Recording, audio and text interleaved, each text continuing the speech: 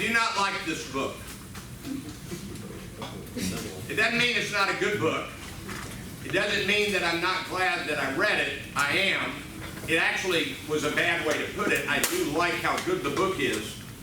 But I am uncomfortable with learning even more deeply how deep the race divide is and what in the world to do about it. So this book is not an easy book. The author, Richard Hughes, is a man that I knew at one time in an earlier chapter of my life. He's a historian that was connected to the Churches of Christ. He was a very fine historian, and I've read other books by him and books co-authored by him. And I'm a fan of his, and he is a legitimately respected historian. What I mean to say by that is, he does his homework, and there's really not much dispute about what he writes. His footnotes are extensive, and his quotings of people from the past are just immense, and this is good, solid history writing. Okay, my first introduction is about the trip that my wife and I just took to Memphis. The last few years we've been to Atlanta, Birmingham, Selma, Montgomery, Little Rock, and now Memphis, going to where the civil rights sites are. And in Memphis, we went to the Mason Temple, which is the headquarters of the Church of God in Christ. But on April 3rd, 1968, Martin Luther King Jr. delivered a speech called "I've Been to the Mountaintop" in that room. And he died the next day on the balcony of the Lorraine Motel. We went to the Civil Rights Museum at the Lorraine Motel, but it's not really a tourist site, but I knew about this place and I wanted to go see it. If you want to see pictures, I've got them. But we went to see the auditorium, the large auditorium, where Dr. King gave his last speech the night before he died. Is there anybody in the room who's been to Memphis and you've been to the Pink Palace? Okay. We did the normal tourist things. In case you're not aware, there has been no good music in America since Elvis Presley. So we did a serious Elvis Presley tour. But we went into the Pink Palace. The first ever self-service grocery store where you walk in and get the stuff off the shelf yourself was the Piggly Wiggly in Memphis, Tennessee. And there is a reproduction, exact size, within this enormous mansion of the original Piggly Wiggly. You walk in through a turnstile, you go up and down aisles, and you pay on the way out. The mansion was being built by a man named Saunders, who owned the Piggly Wiggly, and he went bankrupt in the 1929 stock crash. And so he couldn't finish the mansion, and he gave it to the city of Memphis. And so I'm reading from the placard at the entrance called "Biography of a Mansion." When developers bought the estate at auction, they planned to turn the land into an expensive and fashionable suburb, and the palace came along with the lot. The new owners deeded the building to the city of Memphis in 1926, so he actually went bankrupt before the 29 crash, stipulating that it become, quote, a conservatory, art gallery, museum of art or natural history, used wholly and exclusively for public uses for the benefit of persons of the Caucasian race. Now, number one, that's not a surprise. And number two, that's just a public building with museums and displays that African Americans could not go to. They finally could in the mid-60s when the laws changed. Okay, that's introduction number one. Introduction number two, take your hand out and look at the back. And this will mean nothing to anybody, but I'm going to tell you the story. At the bottom it says the African American voices. And everybody in this list is someone that he quoted from or visited with or interviewed in preparation of this book. So I want you to circle a name on the 5th line down on the far right, and the name is Hubert G. Locke. Circle the name Hubert Locke. And I'm going to tell you a story. I read the name of the book and I just started laughing, and I went and told my wife. In 1973, I was 22 years old. Abilene, I was a minister in the Church of Christ. I was a youth minister. And Abilene Christian College, now Abilene Christian University, had an event called the Preachers Forum. And it was something they'd never done before. They had 2 different preachers debate each other on an issue. So they did, should you drink alcohol? Should you accept divorced people? They had a session on racism. And one of the speakers was Hubert Locke, an African-American minister from Detroit. This Hubert Locke. And somewhere in passing, he mentioned that his church had dances for their teenagers. Now, I got to try to figure out how to tell you this. Dancing in a Church of Christ in 1973 was a shocking comment. And so in the question and answer session afterwards, some minister from Texas raised his hand and said, Mr. Locke, I don't think he even called him Brother Locke. Everybody else was brother. He said, Mr. Locke, are you implying that there's nothing sinful about the modern dance? And Hubert Locke said, sinful?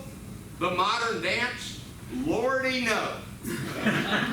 And I think that was the day that Abilene Christian burned to the ground. So, that is a true story, and I have never forgotten it, and I hadn't thought about Hubert Locke for, 40 years or more. So that's been fun. Okay. Now, I think we need to do for this book, turn to the inside back page. The name of the book is Myths America Lives By. Myths America Lives By, White Supremacy, and the Stories That Give Us Meaning. And I had to decide exactly how to do this synopsis. And so what I'm going to do is I'll just read the first portion of this page and we'll talk about it a bit. In the box, I try to summarize what I think the book is saying. We, white people, and yes, in many instances, black people, have fully bought into the myth of white supremacy for all of our history. And it is time to acknowledge it, expose it, condemn it, and get rid of it. So I think that's what the book is saying. And I like what he does at the beginning of the book with what is a myth. If you ask the average person what's a myth, here is the answer. It's a story that isn't true. I teach my students in rhetoric about mythos, and I have written my own definition, and here's my definition, and then I'm going to tell you his definition. My definition of mythos and myth is that a myth is a story that is true, whether it's true or not. And so, you know, Star Wars is a myth. It's a story that's true, even though there may not have been an actual Princess Leia and, you know, Han Solo. The Wizard of Oz is a myth. There's a great book by Joseph Campbell called The Hero with 1,000 Faces. There was a great series about his work on PBS. And all of that is true. So a myth is a story that you build your life around, that has truth in it that you begin to follow. And so what is a myth from this book? The Greek word mythos, which literally means story, his definition is a myth is a story that, whether true or false, helps us discern the meaning and purpose of our lives, and for that reason speaks truth to those who embrace it. His is longer and more detailed than mine.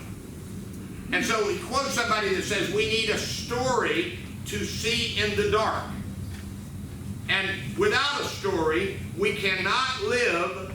Without a story, we cannot have community. Without a story, life makes no sense. Stories are the imaginative way of ordering our experience. And so I want you to write a sentence down right above this. And it is a sentence from April 3rd, 1968, in the I've Been to the Mountaintop speech, the night before he died, the last speech Dr. King gave, and here is the sentence. All we're saying to America is that you be true to what you say on paper. All we're saying to America is that you be true to what you say on paper. That's the American myth. That this is the land where we hold these truths to be self-evident, that all men are created equal. And that is quoted multiple times in this book. And then it is demonstrated that we haven't lived up to it. So Dr. King said, live up to the story, live up to the myth. It is a story that isn't true, but it should be true. So that's the idea of mythos. Now, I'm going to read you the next section, and this book actually had a first edition, and it did not have white supremacy in the subtitle, and it did not have a chapter on white supremacy. And so these were the 5 chapters in the first edition. They're still in this book, but these were the only 5 sections in the first edition. Here are the 5 myths. The myth of the chosen nation. And I don't know if I've ever said this. When you see something in italics, even in this section of the handout, it's a direct excerpt from the book. So, this is from the book. The myth of the chosen nation. The notion that God Almighty chose the United States for a special mission in the world. Next, the myth of nature's nation. The conviction that American ideals and institutions are rooted in the natural order, that is, in God's own intentions first revealed at the dawn of creation. And so the idea is that nature itself says America is the chosen nation. That's the idea. The third myth, the myth of the millennial nation. The notion that the United States, building on that natural order, will usher in a final golden age for all humankind. Now let me pause here a minute. Is there anybody in the room who recognizes these terms? Premillennialist, post-millennialist, amillennialist. If you're a good Baptist, you're a premillennialist. If you're a good Church of Christ person, you're an amillennialist. And if you're Randy Mayu, you're an I don't care which millennial. I can tell you a story about that. So anyway, the idea was that there's going to be this golden age, 1,000 years of peace, the millennium. And so that's the idea. And that was very much part of what shaped the United States. The next myth is the myth of the Christian nation. The claim that America is a Christian nation consistently guided by Christian values. And so if you want to go ahead and put a star beside this one, and this is what this book says. What a bunch of hogwash. How could this nation have claimed to have been Christian and treated black people the way it did? That's what this book says. And then last of all, the myth of the innocent nation. And he's got an entire book that is a great book that you would understand better if you had Church of Christ background. It's called The Illusion of Innocence. And it's a terrific book. And what it says is the Church of Christ claims that churches abandoned the ways of God, and we have restored the church to what God intended. We have gone back to the innocent beginning. And he called the book The Illusion of Innocence. That's an illusion. And so that's a very good book, but you sort of have to have that kind of background. And so the myth of the innocent nation, the conviction that while other nations may have blood on their hands, the nobility of the American cause always redeems the nation and renders it innocent. It's kind of saying, you know, if there is a God, and if God wanted a nation, then America is what God would have wanted. It's the innocent, God-loving, God-fearing nation. So now, notice the next section. The overarching myth. The myth of white supremacy. So he tells the story near the beginning of a book of giving a lecture on these 5 myths. And an African-American scholar kind of patted his knee afterwards and said, that was very good, but he said, you left out the most significant myth. And Richard Hughes said, really, what? And he said, the myth of white supremacy. And Hughes wrote in the book, he said, my first reaction was, no, that's not the big myth. This man was saying, that's the big myth. But he thought about it, and he read about it, and he studied it as a good historian, and he concluded, yep, that's the big kahuna. That's the big myth. So I'm now back reading from the sheet. The fundamental argument of this book, I like it when an author tells you that. The fundamental argument of this book is twofold. First, that the myth of white supremacy is the primal American myth that informs all the others. And second, that one of the chief functions of the other 5 myths is to protect and obscure the myth of white supremacy, to hide it from our awareness, and to assure us that we remain innocent after all. Now, if you read through this book, you will discover that the champions of equality were white supremacy. And so I've got one little paragraph here from the book. Many of the founders, including Thomas Jefferson and George Washington, owned slaves. And Jefferson, the man who penned the Declaration's immortal words, we hold these truths to be self-evident, that all men are created equal, also believed that, and these are his words, Jefferson's words, that blacks were inferior to whites in the endowments both of body and mind. And Lincoln and many, many other heroes of equality believed in white supremacy.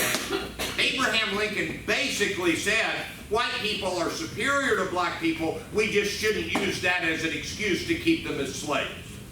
That's basically what Lincoln said.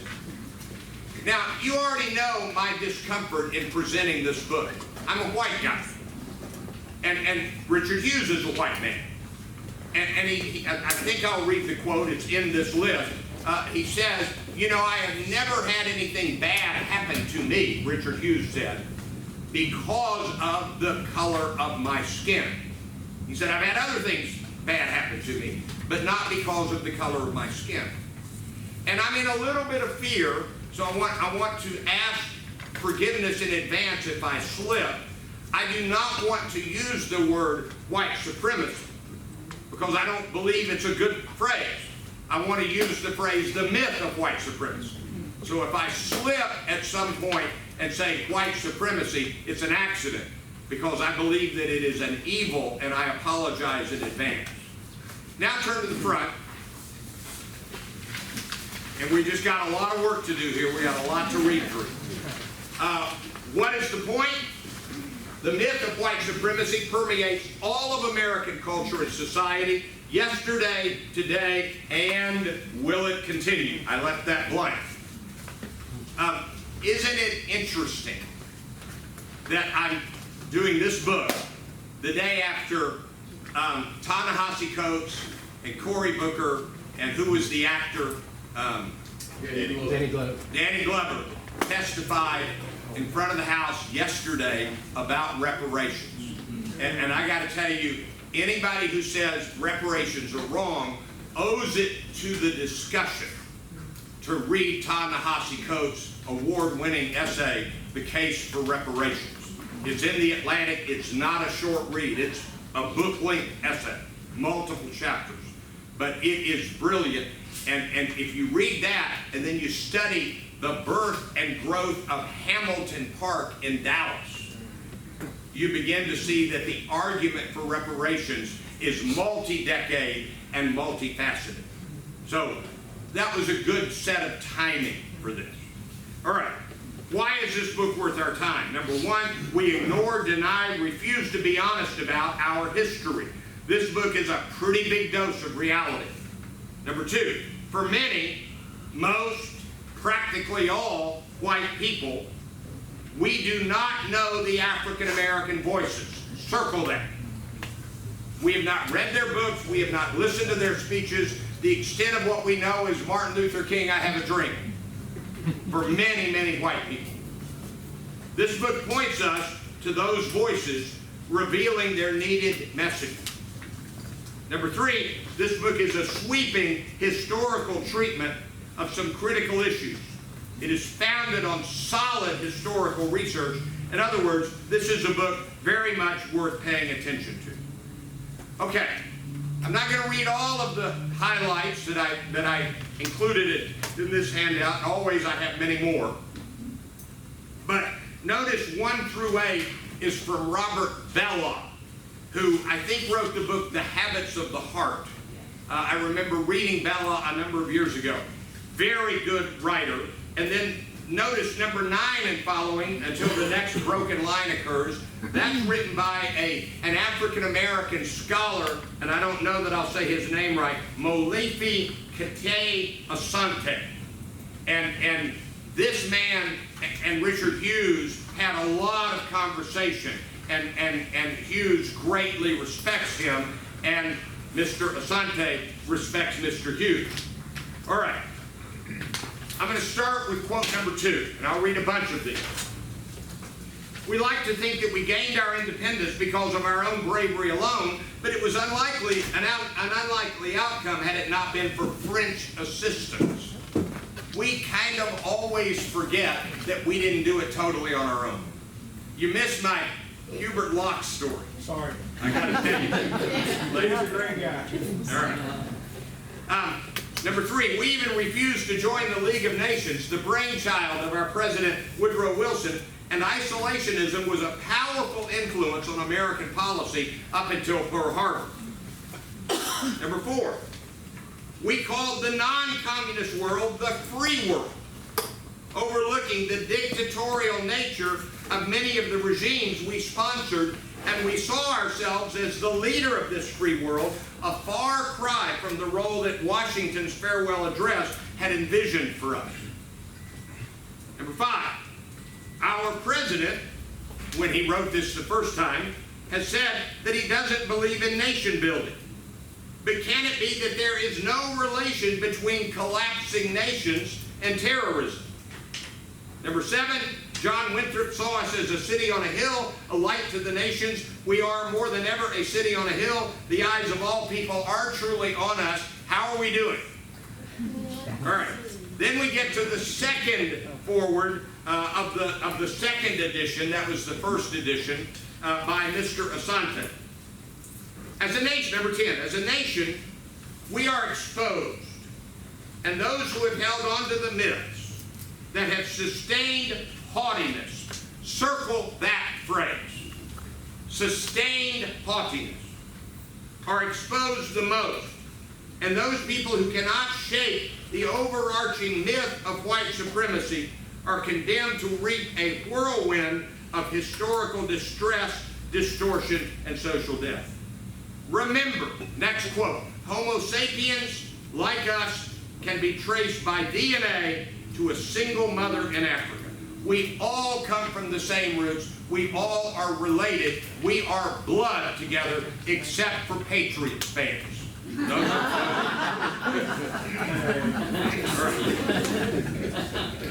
Number 12, if a pantheon of brave white authors of this generation writing on race could ever be assembled, I believe that Richard Hughes, the author of this book, would have to be in it. For the most part, the majority of white authors are not simply victimized by the myth of white supremacy. They are sustainers of the myth, wanting to believe that whites are superior to other people. Mr. Hughes is not that, and so that's what he's saying. 13, all societies operate on the basis of myths. That's really right. And number 14, many of the working myths of the United States are fully linked to the ideas of racism, patriarchy, and domination. Now, this book is about the myth of white supremacy, but there are acknowledgments that there is gender discrimination and other kinds of discrimination. All right, number 15, put a star beside this, and I want to talk about it a minute. Let me read it first. City and street names, weekdays, planets, stars, even corporations are characteristically central to the built linguistic environment. The common nicknames for schools and hotels in the United States, such as Athenas, Athenium, Athenians, Argonauts, Centaurs, Golden Griffins, Golden Rams, Griffins, Griffons, Phoenix, Tritons, Trojans. I debated reading you his paragraph about Trojans. I decided not to. Spartans and so forth are reflective of the built mimic environment. So let me talk about this a minute. He says, you don't think about it, but when the schools you go to are named a certain thing, when the streets are named a certain thing, then you are subtly reminded the world is filled with these people. I went to Forest Hills School in Jacksonville, Florida, named after a Ku Klux Klan leader in northern Florida. There's been a debate about changing that name. I think they may have finally changed it. You remember the famous photograph? This is the greatest photograph I've ever seen.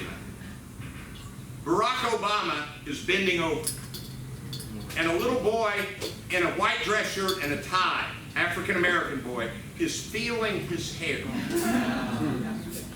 And put that with the photograph, if you didn't see it, of the little girl staring at Michelle Obama's official portrait. And what those little black boys and black girls are seeing, that the president and the first lady can be like me. Wow. Okay. Number 16, how to educate readers so that they are comfortable with other memes or myths from other cultures is the challenge of Richard Hughes' audience. That's the end of the second foreword. Everything else is from Hughes' writing himself, and you're going to see that I did nearly every quote dealing with the white supremacy myth, not the other myths. So I wanted us to tackle that one. All right, I'm going to read fast and just get ready to follow along. Number 17. Imagine if Reconstruction had actually honored the citizenship of 4 million free people, provided the education, political autonomy, and economic wherewithal warranted by their and their ancestors' hundreds of years of free labor. Imagine the educational prowess our population might now boast. Number 19, we are democratic. We believe in equality. We believe in opportunity. This is the land of all those things. So therefore, there's a tendency to forget about aspects of our history which don't fit that pattern. And so the line that a professor said to Hughes, number 20, Professor, you left out the most important of all the American myths, and what that might that be? The myth of white supremacy. All right, number 24. When we speak in this book of white supremacy, we are not speaking, put a star beside this one. We are not speaking about white nationalist groups that proclaim white supremacy from the rooftops. We are speaking instead of ourselves and of the common culture in which we live, a culture suffused with the assumption that in most ways whites are superior to blacks. It's not the overt Ku Klux Klan neo-Nazis. As I said maybe a couple of months ago, you realize that half the bus watched Rosa Parks get arrested. They were white, and they did nothing. They did nothing. All right, number 25. My worldview, shaped by this internalized sense of racial superiority, meant that I saw history, morality, the will of God, and scientific truth as the special province of white people, usually white men. Dangerous comment here. The pollsters have asked Democrats, who do you want to be the nominee? 20% of Democrats told the pollsters, this was last week, 20% of Democrats told the pollsters, I don't believe I could vote for a woman.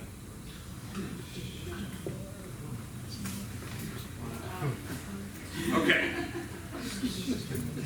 Number 28 was an old line that was probably spoken in many places. It's a quote from an African American. He said, this is the way it was. If you're white, you're right. If you're brown, stick around. If you're black, get back. Number 30. W.E.B. Du Bois. One ever feels his two-ness. An American and Negro, two souls, two thoughts, two unreconciled strivings, two warring ideals in one dark body. All right? Turn to number 34 on page 3. What should we make of the fact that most blacks perceive the myth of white supremacy with startling clarity and view it as pervasive in American life, while most white Americans imagine that white supremacy is confined to the radical fringes of American culture? So James Noel was right, that's the professor that talked to him, that the myth of white supremacy is the primal myth in American life and history. And that to tell this story in any other way would be to speak untruth. All right, number 39 is Lincoln's white supremacy quote. There's a physical difference between the white and black races, which I believe will forever forbid the two races living together on terms of social and political equality. And inasmuch as they cannot so live, while they do remain together, there must be in the position of superior and inferior. And I, as much as any other man, am in favor of having the superior position assigned to the white race. Those are the words of Abraham Lincoln, written and saved for posterity. Number 40, Andrew Johnson wrote to Missouri Governor Thomas C. Fletcher that, quote, this is a country for white men. And by God, as long as I am president, it shall be a government for white men. Now, I don't have time to tell you all of the accounts in the book about the Supreme Court decisions that were separate but equal, that were certainly not equal. And we could talk about the 3/5 of a human being, and we could talk about the horrible slaughter of African Americans in Oklahoma and the lynchings. I may have time to read that one. All right. 42. So Reconstruction comes along and things are better. But Reconstruction only intensified the determination of Southern whites to keep the formerly enslaved people in their place, which for many whites meant utter subservience and abject poverty. Slaves in everything but name, as W.E.B. Du Bois put it. Tomorrow I'm doing a synopsis of the book Evicted, which won the Pulitzer. I did it in this room, and I'm doing it at the downtown Dallas Library for the Metro Dallas Homeless Alliance. And I re-looked at the statistics. Pretty simple. White people in Dallas County are doing fine. Black people in Dallas County and many Hispanic people, the poverty level has gotten. So that's the reality. Okay? Number 43, Obama suffered during his first year in office a 400% increase in death threats compared to George W. Bush. Number 45, what we witness in all these episodes is a common pattern in American life. This is really a profound statement. Follow along here. Every time blacks have made notable gains, white rage recurs in American history. For every action of African American advancement, there's a reaction. a backlash. The trigger is always black advancement. It is blackness with ambition, with drive, with purpose, with aspirations, and with demands for full and equal citizenship. White rage doesn't have to wear sheets, burn crosses, or take to the streets. Working the halls of power, it can achieve its ends far more effectively and far more destructively. Number 46, systemic racism is far from eradicated. Prejudice against blacks still runs deep in American life, and whites in this country have resisted, and often successfully resisted, every major gain that blacks have made over the course of American history. I'm almost out of time. Turn to page 5 and look at quote number 61. This is quite a paragraph. In his 1895 book, Why is the Negro Lynched?, the great abolitionist Frederick Douglass asked how the nation could solve its racial dilemma. It cannot be solved by keeping the Negro poor, degraded, ignorant, and half-starved. It cannot be solved by keeping back the wages of the laborer by fraud. It cannot be done by ballot box stuffing, by falsifying election returns, or by confusing the Negro voter by cunning devices. It cannot be done by repealing all federal laws enacted to secure honest elections. How then could it be done? Let the white people of the North and South conquer their prejudices. Let them give up the idea that they can be free while making the Negro a slave. Let the nation try justice, and the problem will be solved. That's terrific. So, look at number 65 to think about the exhaustion of a lifetime spent trying to change things. By 1961, when W.E.B. Du Bois was 93 years old, he was thoroughly discouraged over America's failure to implement the promise of the American Creed for African Americans. He therefore joined the American Communist Party and moved to Ghana. Okay, turn to page 6. I did present in this room the new Jim Crow, which is kind of the big book of the last 2 or 3 years by Michelle Alexander, number 76. Michelle Alexander has described the backlash against the freedom movement of the 1960s as the new Jim Crow, an effort to incarcerate black people through a massive war on drugs launched by Reagan's administration in 1982. The most important phrase in Alexander's last question is this: denied access to the mainstream economy. The new Jim Crow, coupled with the vast and privatized prison industrial complex, has served and continues to serve to lock young blacks out of America's capitalist system. Michelle Alexander confessed that she came quite reluctantly to the conclusion she presented in her book. 10 years ago, she writes, I would have argued strenuously against the central claim here, namely that something akin to a racial caste system currently exists in the United States. I strongly encourage you to read the rest of the highlighted passage. Now turn to page 8, and I've got 5 lessons and takeaways. Number 1, let's start here. A white person cannot know what it is to be black in America. I can't know it, and no white person can. Number 2, no, let's start here. The mistreatment of black people in this country, based on the view of black people that flows from the myth of white supremacy, excuse me, has been horrific, systemically, from then to now. Number 3, one thing we all could do would be to read more of the African American voices. Read their words in their books and their speeches and their writings. And so, if you're going to discuss reparations, invest a pretty chunk of time, pretty big chunk of time, and read the case for reparation. Number 4, to use a very religious word, repentance might be a pretty good thing right now. And number 5, we really do need to address the policy decisions that perpetuate the myth of white supremacy. Policy can be and is many times racist. So that's the book. Myths America Lives By, White Supremacy and the Stories That Give Us Meaning.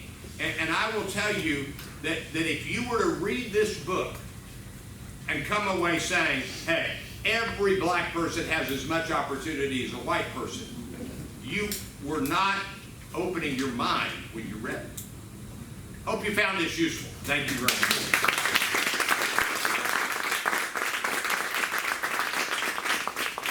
Gerald, as usual, I went too long. I'm so sorry. That's all right. We'll make that time. Normally I have a guest here who kind of helps contextualize this for us in terms of our work here in Dallas, or at least what's happening in Dallas. And I just waited too late to get to who I wanted this time, so I'm going to have to give it another time. So let me just stuff with you. A couple of things I want to do first before I start into dealing with the layers thing. How many of you have heard our podcast? All right. It's only the second one. We've got the third one coming up later on this. Should be in a couple of days. Monday. So, we have actually 2 podcasts on our website. We have the podcast, which is recording of this session and Randy's fine work. And then we have also another podcast with me doing interviews with people who are pretty interesting and who have contributed to our work and have something to say about our work. The first podcast we did was with Larry James and with John Seibert, our president, and they talked to us about CitySquare, past, present, and future. So if you want to know more about where we've come from and where we've gone, where we're going, our humble beginning and our humble continuation, then you can listen to that. The second podcast that we did was with Richard Miles, who was wrongfully incarcerated for 15 years for a crime that he did not commit. And he was released from prison. He received the compensation that we fought for at the state level, and now he has a nonprofit where he works with people who are returning from prison in the South Dallas community primarily. And so he is, we talked to him about his life, about his work, about his background, about that experience, and it's a riveting experience. I think you will find that very interesting. The next podcast we've got coming up is with J.R. Newton, who is one of our own staff members. I refer to her as the CitySquare life. She's done two swims through CitySquare. She's our community health nurse here, but she is also a very well educated minister. She is also a domestic abuse survivor, and then she's also an author. She's written about that. So I think that's going to be very interesting as well. So you can find that at citysquareadvocacy.org, and you can avail yourself of that. And then also, if you want to know what else we've been doing during the course of the year, there's a first quarter report that we have that's not the usual written report, but it's a fine synopsis of what we've been up to in our external affairs work. So check that out and let us know what you think about it. Last night I was at a very interesting meeting. Me and about 3 or 4 other public education stakeholders, I guess you call it, meeting with Pam Lear, who is the chief of staff for Michael Hinojosa, the DISD superintendent and the deputy director for the Office of Racial Equity for the school district. And essentially, what we're trying to do is keep information, a rec of that office and its efforts in guiding and leading the district in racial equity. Quite frankly, even though Ms. Lear and Mr. Williams are both African Americans, Mr. Leslie Williams has literally grown up in the district and has been a career educator in the district. They suffer from what most of us would suffer from if you had grown up in that system. You've experienced inequity, you know what it looks like. You got to correct it in a system of 20,000 employees and almost 200,000 kids and their parents. And so we recognize they need help and they recognize it.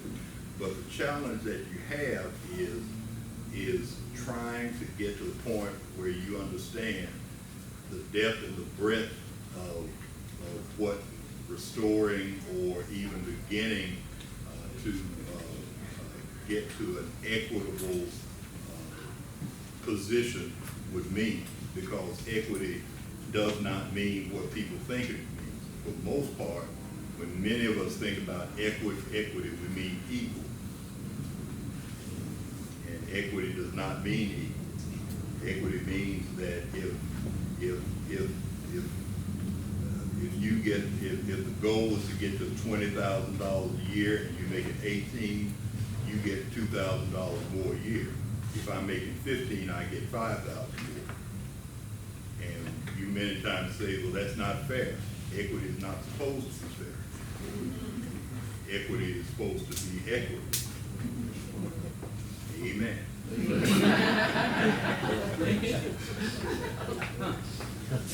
and so it's just that type of thing that you're trying to correct a system that has been inequitable for virtually all of its existence. The Brown versus Board of Education ruling by the Supreme Court happened in 1954. It took DISD until almost 1990 something to figure out that this means us. And by the time they figured out that it meant them, they looked at it and said, oh, we've already got majority black kids in the district. So that's the type of challenge that you have. Now I bring all that up to say that correcting the injustice of racism and white supremacy is a challenge that we have forced upon us because we have lived in a system for so long and we've had such a job done on us by virtually every institution that you can name. Virtually everyone, our churches, our schools, our financial institutions, our medical institutions, almost everyone you can name has been geared toward a lens of inequity. And not just inequity that is based on white supremacy. So much, and it has been so inculcated into us that those of us who have benefited from white supremacy and white privilege actually don't realize it. And getting us to realize it is something, is the goal of and the way through which we achieve equity. And so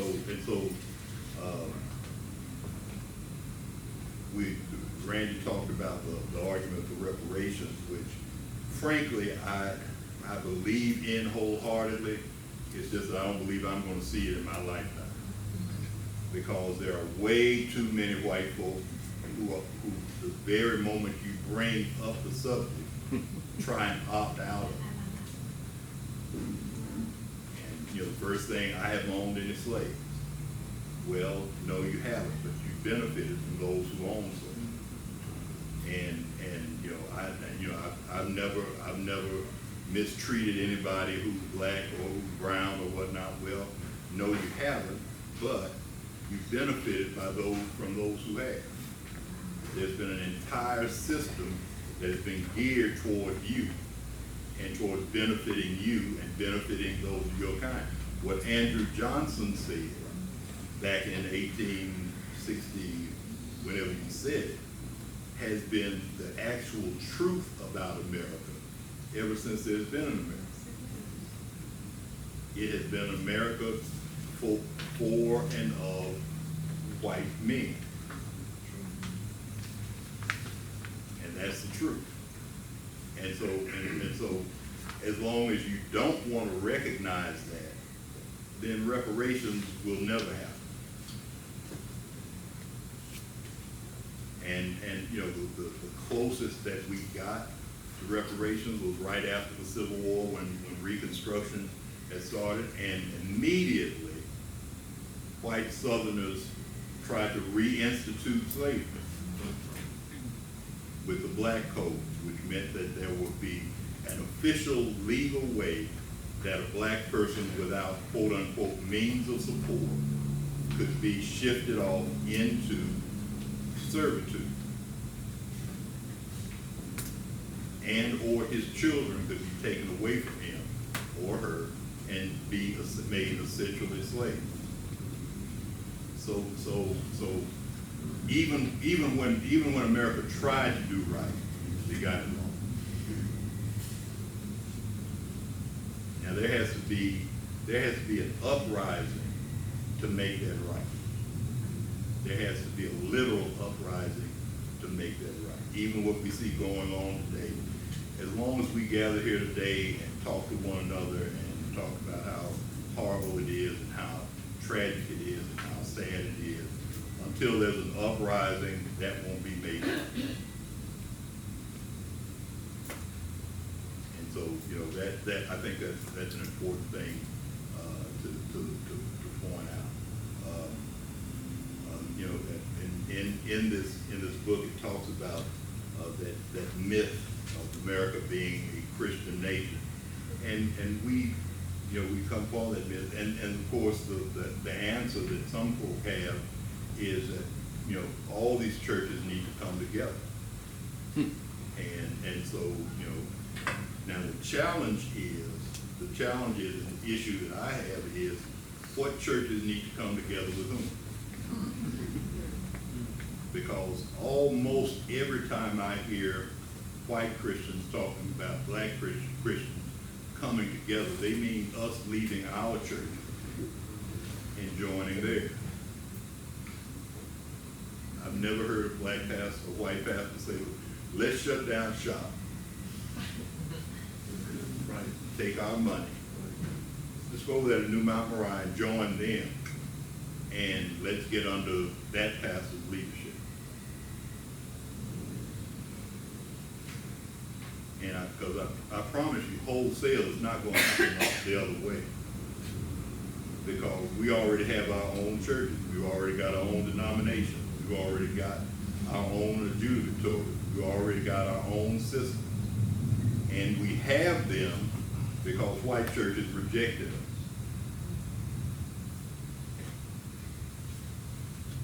And because they rejected us, we set up our own.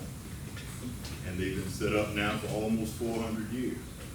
So I hardly think that we're going to shut down AME Church and the African American Church, the National Baptist Convention, and all the other churches, the CME churches, and all the other denominations, shut them down so for the sake of racial harmony we can come join y'all.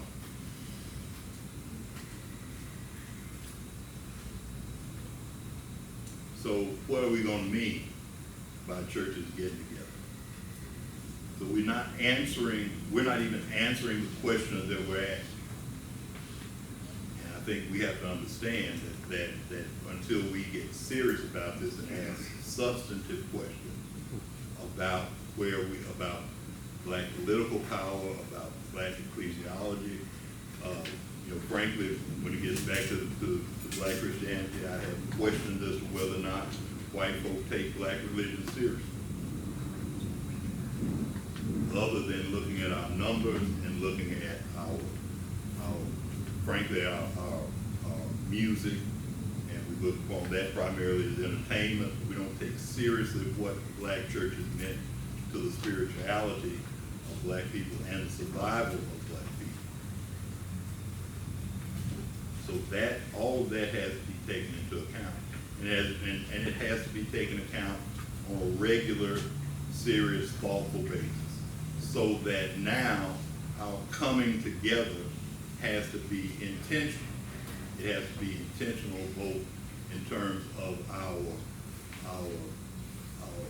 reason for coming together, why we want to come together, and how we're going to come together. If we can't be that intentional, you know, we have to admit that we're not ready to tackle this beast called white supremacy and racism. Now, the last thing I have to say about it is this.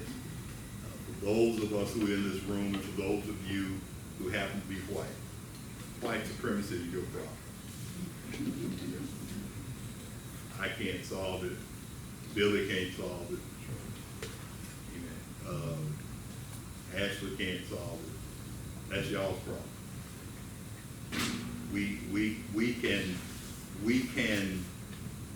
don't even want to say support you. We can be there as you go through it, but you run into white supremacists much more often than we do. Some of you work with them, some of you recreate with them, some of you sleep with them. I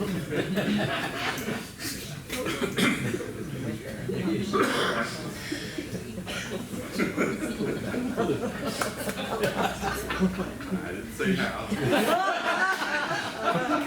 Ain't none of my business. But that's something you've got to tackle. Every time you hear it, every time it rears its ugly head, and that means you've got to take some risks in terms of your relationships. That means you've got to take some risks in terms of your finances, some risks in terms of your future, some risks in terms of whatever risk it is, but it cannot be a situation where you come back here and say, I heard some awful things last week.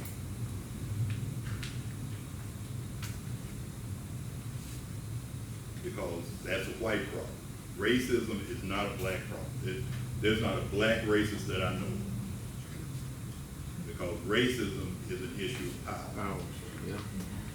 And I don't know a black person in this country that has enough power to be a threat to anybody. So that's all I got to say.